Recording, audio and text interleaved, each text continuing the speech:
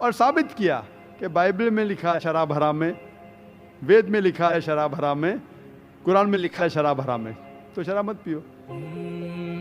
हिंदू मजहबी किताब में लिखा है कि औरतों को हिजाब करना चाहिए, बाइबल में लिखा औरतों को हिजाब करना चाहिए, कुरान में लिखा औरतों को हिजाब करना चाहिए, क्यों नहीं हिजाब करते औरत? इस तरीके से आप हिंदू मजहब किताब पढ़ेंगे, लिखे है सूअर का गोश्त खाना हराम है, Vishnu Sutra chapter number 5 verse number 49 में। बाइबल में लिखा है book of Leviticus chapter number 11 verse number 7 and 8, book of Deuteronomy chapter number 14 verse number 8, book of Isaiah chapter number 65 verse number 2 to 5 कि सूअर का गोश्त खाना हराम है।